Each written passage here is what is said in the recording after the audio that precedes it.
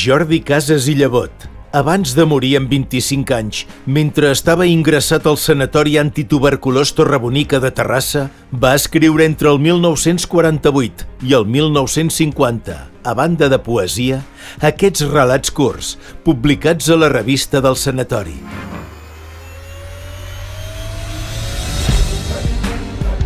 Són uns petits treballs en prosa on l'autor exalta la quotidianitat de la vida, en tots els seus aspectes més humans. Diumenge, de Jordi Casas i Llevot. No voldria pas que el benevolent lector que això llegeixi cregués ni per un moment que era el meu propòsit, un propòsit negatiu, pessimista, sinó ans al contrari.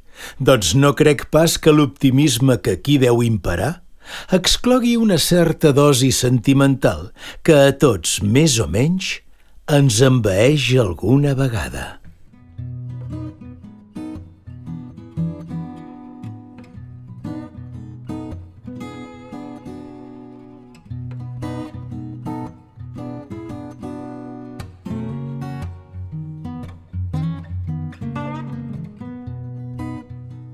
Voldria posar de manifest en aquest breu article el contrast que ofereix d'una part l'alegria que sentim en saber que s'apropa el diumenge i de l'altra la melanconia que sentim un cop aquest ha passat.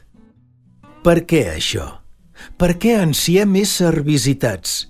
Poder parlar amb els nostres familiars, amb els nostres amics i amigues? Si després resulta que per una d'aquelles paradoxes de la naturalesa humana, de tota aquella alegria, de tot aquell optimisme que han despertat en nosaltres, només en queda el regust amarg de saber que el temps transcorre inexorable, que la vida passa i és bona per a molts? I és que, en veritat, jo crec que des d'aquí hem arribat a creure que de tant mirar la blavor del cel i la serenor de les carenes, amb un gegantesc va de retro, hem deturat el temps.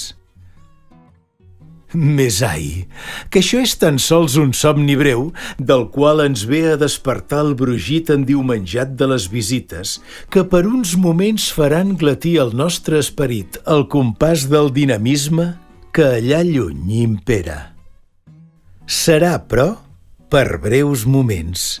Serà com un somniar despert, que després, quan l'autobús que se les emporta es perd entre els núvols de pols, ha d'omplir els nostres ulls de llàgrimes, en ares d'un sentiment que no sabem si és enyorança, melanconia, el que vulgueu. En el fons, és com un sospir de la nostra ànima, que, àvida d'amor, se sent com un infant quan el deixen sol.